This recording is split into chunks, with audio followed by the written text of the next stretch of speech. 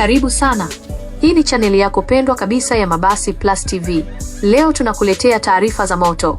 Tunachambua takwimu za mauzo ya mabasi nchini China kwa mwezi Septemba mwaka wa 2025.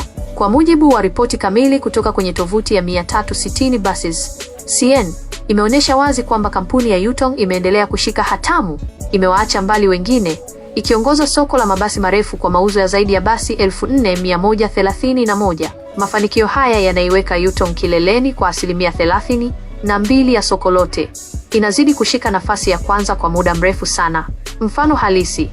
Hapa Tanzania, tumeshuhudia matajiri wengi wa mabasi wamehamia kwenye modo mpya za Yutong, hususan lile basi jipya la D14, D14.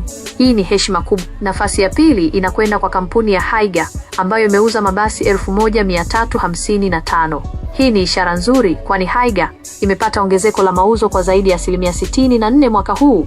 Wamefanya vizuri. Nafasi ya tatu inashikiliwa na Zhongtong iliyouza mabasi 1116 na kuonyesha ukuaji wa kuridhisha wa karibu 37%. Zhongtong inabaki kuwa chaguo muhimu na moja ya kampuni zinazopata umaarufu mkubwa kwenye soko la Afrika, ikiwemo Tanzania, kutokana na ubora wake na bei nafuu. Jamani, hapa tuelewane.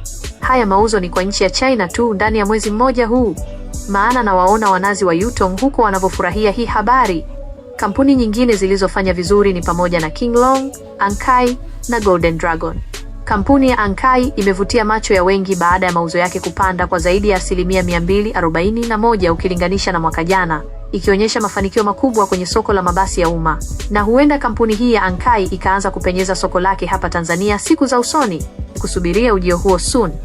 Ripoti pia imeonyesha ongezeko kubwa kwa makampuni mapya yanayoibuka kwa kasi kama Geely na Sunwing, ambayo yamepata ukuaji wa zaidi ya 200% katika mauzo ya mwezi Septemba pekee.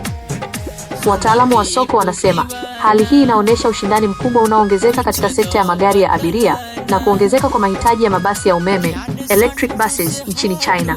Sekta ya mabasi ya China inaendelea kukua kwa kasi ya ajabu, huku makampuni haya yakipigania nafasi kwenye soko la kimataifa. Kutoka Mabasi Plus TV, mimi ni mtangazaji wako Debora. Tukutane tena kwa taarifa nyingine za kusisimua za usafiri hapa kwenye YouTube channel yetu mpya ya Mabasi Plus TV. Usisahau kusubscribe channel hii mpya guys. Tunakusamini.